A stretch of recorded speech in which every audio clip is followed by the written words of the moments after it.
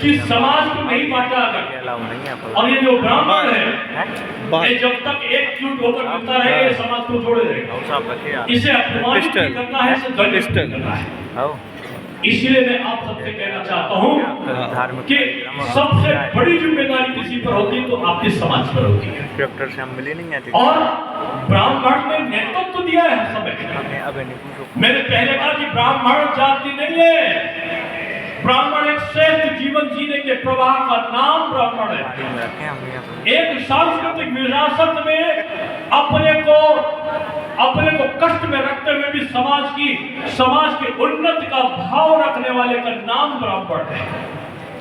और ब्राह्मण जो बड़ी व्यवस्था के अनुसार जिसका वर्णन करते थे ना, कृष्ण भगवान का मैं उदाहरण देता हूं। जैसे भगवान कृष्ण गांव में गाय चराते थे जब छोटेपन में, तो गायों के साथ में वो यदुवंशी कृष्ण बन गए। और जब गीता का उपदेश देने लगे तो एक ब्राह्मण के रूप में, एक विदुषी, एक विद्वत ब्राह्मण के रूप में आ गए। जब द्वारकाधीश बन के हाथ में सुदर्शन चक्र ले लिया, या शिशुपाल का या कंस का वध करने के लिए वो सुदर्शन चक्र को हाथ में उठा लिया, तो वो क्षत्रिय का वेश धारण कर लिए। और जब द्वारकाधीश बन के अर्थव्यवस्था का संचालन करने लगे, धन का अर्जन कैसे हो करने लगे, तो वैश्य बन गए, व्यवसाय को जब बढ़ाने लगे। और जब समाज को एकजुट रखने के लिए समाज की सेवा करने लगे, तो वो शूद्र के रूप में भी उनका उल्लेख आने लगा। वो उस प्रारूप में आने लगा कि जो शास्त्रों का वर्णन था जाति कर्म के अनुसार, जो कर्म थे, कर्म के अनुसार ये नाम लिए जाते थे। भगवान कृष्ण को जातियों में नहीं बांटा जा सकता, भगवान राम को जातियों में नहीं बांटा जा सकता, भगवान परशुराम को जातियों में नहीं बांटा जा सकता। ईश्वर एक है और इस ईश्वर के बताए हुए रास्ते पे मानवता का दृष्टिकोण हमारा प्रथम कर्तव्य है। लेकिन आज समाज में क्या कहा जाता है कि ब्राह्मण ने सबको प्रदूषित कर दिया।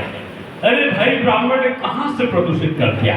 रामायण लिखी महर्षि भगवान वाल्मीकि ने, ब्राह्मण नहीं थे, उसका प्रतिपादन ब्राह्मण ने किया, ये बात सही है।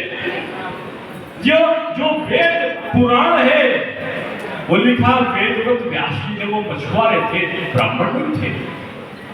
जो गीता का उपदेश दिया वो यदुवंशी योगी कृष्ण थे, वो ब्राह्मण नहीं थे।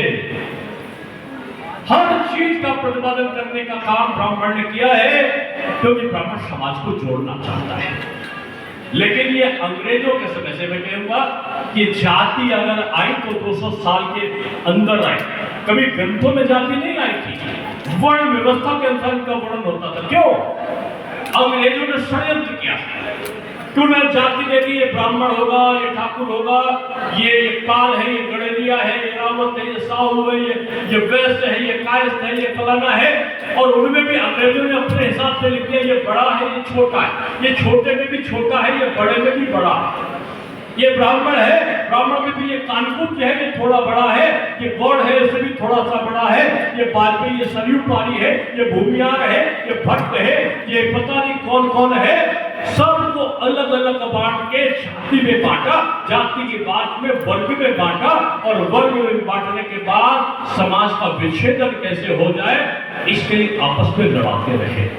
मैं यही कहना चाहता हूं मेरे भाई, आप राष्ट्र के निर्माता हो, राष्ट्र का संचालन करने वाले हो। बाबा साहब भीमराव अम्बेडकर को नाम देने वाले पंडित केशव अम्बेडकर एक ब्राह्मण थे। अपना नाम उन्होंने अम्बेडकर जी को दिया था और पढ़ने के लिए ग्वालियर के महाराजा से बात करके उनको भेजने का काम किया था। जातिवाद ब्राह्मण नहीं फैलाता, ब्राह्मण को सनातन संस्कृति को एक रखना चाहता है।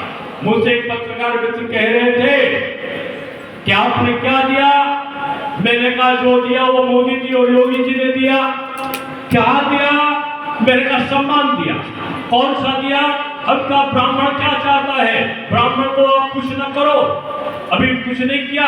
मन्नू लाल जी आए और मन्नू लाल जी लौट गए, चरण स्पर्श कर लिया, और मैं समझता हूं यहाँ जितने ब्राह्मण देवता थे सबने आशीर्वाद उनको दे दिया कि जाओ भैया सुखी रहो, ब्राह्मण आदर भाव चाहता है, और ब्राह्मण की यही विशेषता उसे अलग करती है। ब्राह्मण बीजेपी ने क्या वो चाहता है कि उसका धर्म अक्षुण्ण रहे, उसके ग्रंथ अक्षुण्ण रहे। क्या नहीं किया मोदी जी ने, क्या नहीं किया योगी जी ने? क्या आपने कभी देखा था किसी देश का प्रधानमंत्री कहीं केदारनाथ जी में विचरण कर रहा हो, कहीं दौड़ता हुआ जाके पशुपतिनाथ जी के मंदिर में बैठकर तपस्या कर रहा हो, तो कहीं काशी बाबा विश्वनाथ के कॉरिडोर में जाकर ओम नमो शिवाय का जाप कर रहा हो, कहीं जाकर रामलला के मंदिर का शिलान्यास करने के लिए विधि और विधान से मंत्रोच्चारण कर रहा हो? ऐसा प्रधानमंत्री देखा है आपने क्या?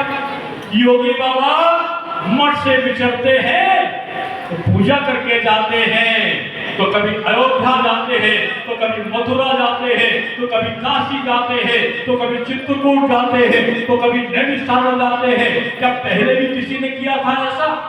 नहीं किया था मेरे भाई। लोग अपमान करते थे, केवल उपहास उड़ाते थे।